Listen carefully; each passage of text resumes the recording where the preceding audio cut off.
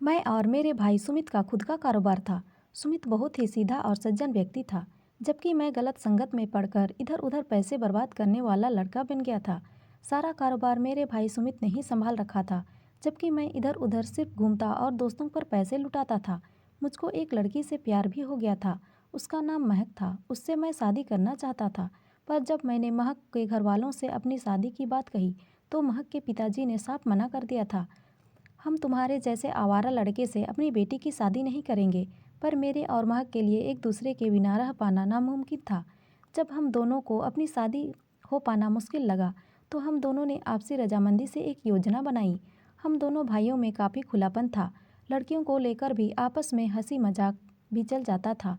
इसी बात का फ़ायदा मैंने उठा लिया और अपने मोबाइल फ़ोन में महक का फ़ोटो दिखाया। फ़ोटो देखते ही सुमित को महक बहुत पसंद आई। अरे रोशन, यह लड़की तो बहुत खूबसूरत है। सुमित ने उतावले होते हुए कहा। हाँ भैया, खूबसूरत तो है। पसंद हो तो बात चलाऊं? मैंने पासा फेंका। अरे नहीं नहीं, यह सब बातें नहीं हैं। सुमित थोड़ा शर्मा गया। अरे भैया, शर्मा क्यों रहे हो? यह इसका फ़ोन नंबर है और चैटिंग शुरू कर दो। मैंने एक और दांव फेंका। सुमित सीधा साधा लड़का था। जमाने की हवा उसे लगी नहीं थी, इसीलिए उसे मेरी चाल समझ में नहीं आई। उसने धीरे धीरे महक से फ़ोन पर बातें करनी शुरू कर दी। महक ने सुमित को अपने प्रेम में गिरफ्तार कर लिया और जब ऐसा लगने लगा कि वह महक के बिना नहीं रह पाएगा, तब उसने खुद ही अपनी माँ से अपनी मन की बात कह दी। हमारे पिता की मौत 5 साल पहले हो चुकी थी।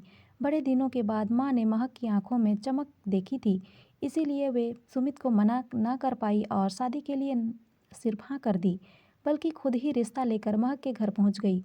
महक के घर वालों को भी कोई दिक्कत नहीं हुई और जब उन्होंने महक का मन टटोला तो उसकी भी रजामंदी देखकर महक के घर वालों ने महक और सुमित की शादी करा दी। सुहागरात के दिन जब सुमित अपने कमरे में पहुंचा और महक का चेहरा देखा, जब उसने संबंध बनाना चाहा तो महक ने मना कर दिया। क्या आपने सिर्फ शरीर के लिए मुझसे शादी की है? महक ने सुमित से धीरे से पूछा। नई दुल्हन से सुमित को ऐसे सवाल की उम्मीद नहीं थी, इसीलिए वह एकदम सकपका सा गया। नहीं, लेकिन दोस्त कहते हैं कि पहली रात में यह सब होना जरूरी होता है। सुमित ने शर्माते हुए कहा। देखिए, मुझे अभी पढ़ाई करनी है, इसीलिए मैं इन सब कामों में नहीं पढ़ना चाहती। मैं पढ़ना चाहती हूँ। जब मेरा रिजल्ट आ जाएगा तभी हमारे बीच कोई संबंध बन सकेगा, महक ने समझाते हुए अंदाज में कहा। सुमित भोला था, वह महक की बातों में आ गया और यही समझता रहा कि महक पढ़ाई में बिजी है, इसीलिए उससे संबंध बनाने के लिए ज़बरदस्ती नहीं की। लेकिन सुमित को क्या पता था कि मैं ही उसके साथ दुश्मनी कर रहा हूँ। अब हर रात तो वो जब सो जाते, महक मेरे पास आ जाती और हम खूब मौज मस्ती करते। एक रात को जब घर के सभी लोग गहरी नींद में सो रहे थे, महक चुपचाप उठी और बगल वाले कमरे में चली गई। उस कमरे में मैं सो रहा था। महक मेरे बगल में आकर लेट गई और मेरे बालों में उंगलियां फिराने लगी। उसके लगातार ऐसा करने में मैं जाग गया और बगल में महक को लेटा देख धीरे धीरे मुस्कुराने लगा। एक दूसरे को सहला और चूमते रहने के बाद हम दोनों एक दूसरे में खो गए। हम दोनों को एक दूसरे के साथ लेटे हुए सुबह के 5 बज चुके थे। महक जब अपने कमरे में जाने लगी तो मैंने उसे पकड़कर फिर से घसीट लिया। जाने दो ना, तुम्हारे भैया जाग जाएंगे, महक ने डरते हुए कहा। अरे जान, जाग गए होंगे तो जागने दो ना उन्हें। मैंने तुम्हें पाने के लिए कितना कुछ किया है, वैसे भी उनको यह सब हमारा प्लान समझ में नहीं आएगा। इतने स्मार्ट नहीं है वे, मैंने अंगड़ाई लेते हुए कहा। मेरी इस बात पर दोनों ही खिलखिलाकर हंसने लगे और महक अपनी साड़ी और पल्लू सही करके अपने कमरे में चली गई, जहाँ सुमित सो रहा था। उसने एक नज़र अपने पति की ओर डाली और उसके माथे को चूम लिया। सुमित ने आंखें खोली और कहने लगा। महक, तुम मुझे कितना प्यार करती हो, रोज़ मेरे माथे पर चूमकर ही जगाती हो। मुझे यह बात बहुत अच्छा लगता है। मैं कितना खुशनसीब हूँ जो तुम्हारे जैसी पत्नी मिली। यह कहकर सुमित ने महक को अपनी बाहों में भर लिया। सुमित तो अपने काम में बिजी रहता और मैं और महक जवानी के मज़े लूट रहे थे। अब हम लोगों को किसी की परवाह नहीं थी। वैसे भी मेरे और महक में भाभी देवर का रिश्ता था, इसीलिए माँ को भी शक नहीं हुआ। महक कभी कभी डॉक्टर को दिखाने को कहती तो सुमित यही कह देता कि आज दुकान पर बहुत काम है, तुम रोशन के साथ चली जाना। फिर क्या था, मैं और महक घर से निकल जाते और किसी होटल में 3-4 घंटे मज़े करके लौट आते। कोई ने कभी सोचा भी ना था कि एक प्रेमी जोड़ा अपने प्रेम को कायम रखने के लिए इस कदर गंदे खेल को अंजाम दे सकता है। महक और सुमित की शादी को 1 साल बीत चुका था, पर उसे अभी तक महक के शरीर का सुख नहीं मिला था। जब सुमित से रहा ना गया तो उसने शर्माते हुए एक बात अपनी माँ को बता दी। माँ को कुछ अजीब सा तो लगा, पर उन्होंने सोचा कि पढ़ने लिखने वाली लड़की है, अभी ये बच्चों के चक्कर में नहीं पड़ना चाहती। यह सोचकर उन्हें उल्टे ही सुमित को ही समझा दिया। एक दिन की बात है, सुमित शाम को दुकान बंद करके लौट रहा था। वह कुछ सामान लेने के लिए एक दुकान की तरफ बढ़ा। तभी एक पान की गुमटी के पीछे से मेरी आवाज़ आती हुई सुनाई दी। मैं अपने दोस्तों के साथ मस्ती कर रहा था। सुमित वहीं रुककर मेरी बातें सुनने लगा। एक दोस्त मुझे कह रहा था, अरे भाई रोशन, दिमाग तो तेरे जैसा। कैसे अपनी गर्लफ्रेंड को तुमने अपनी भाभी बना लिया और अब तो जब चाहे जितनी चाहे उतनी बार मौज ले सकता है। अरे यार, यह सब नहीं करना चाहता था, पर महक का बाप मुझ जैसे आवारा लड़के से अपनी लड़की की शादी नहीं करना चाहता था। इसीलिए मुझे अपनी शादी अपने भैया से करवाने का ये नाटक करना पड़ा। लेकिन महक भी बड़ी चालाक निकली। उसने आज तक भैया को अपना शरीर छूने तक नहीं दिया है। पर उसे क्या मालूम कि महक के सीने पर मैं कई बार अपनी किलकारी दिखा चुका हूँ और आगे भी दिखाता रहूँगा। इतना कहकर मैं ज़ोर ज़ोर से हंसने लगा। अपने खिलाफ इतना बड़ा धोखा होने की उम्मीद सुमित को सपने में भी नहीं थी।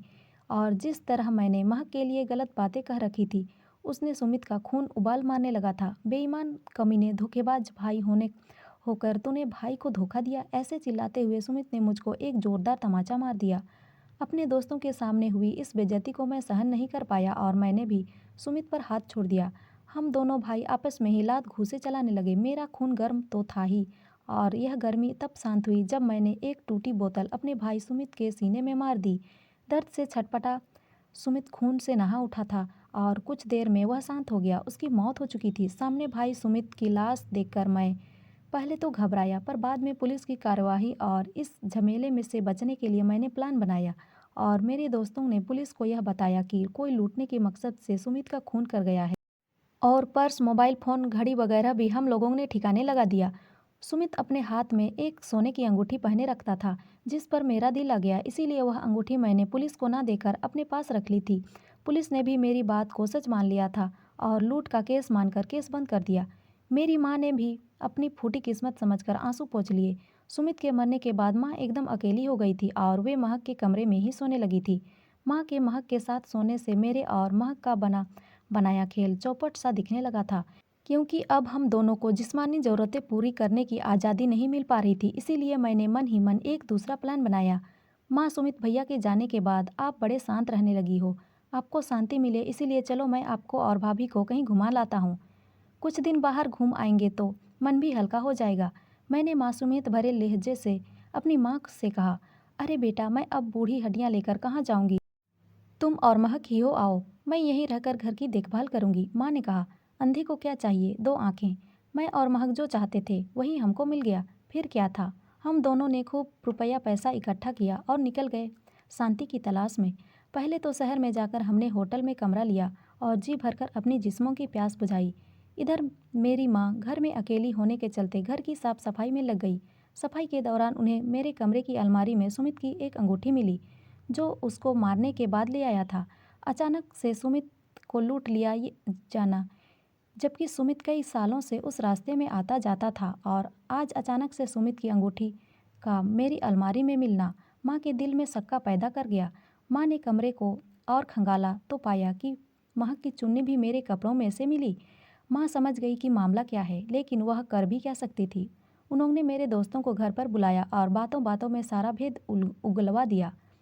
अब उनके पास एक ही उपाय था, हम दोनों की शादी कर देना, ताकि देवर भाभी का खेल किसी को पता न चले। जब हम वापस आए तो माँ ने मुझसे पूछा तो मेरे होश उड़ गए। मैंने माँ के पैर पकड़कर माफ़ी मांगनी चाही तो माँ मुझसे दूर हट गई। उन्होंने कहा, मैं तुम्हें पुलिस के हवाले तो नहीं करूँगी, लेकिन मैं तुम्हें कभी भी माफ़ नहीं कर पाऊँगी। माँ इतना कहकर अपने आंसू पोंछते हुए अपने कमरे में चली गई। मैंने और महक ने शर्म से अपने चेहरे झुका लिए। तो दोस्तों, ये कहानी आपको कैसी लगी कमेंट में ज़रूर बताएं, और अच्छी लगी हो तो लाइक, शेयर और सब्सक्राइब ज़रूर करें। धन्यवाद।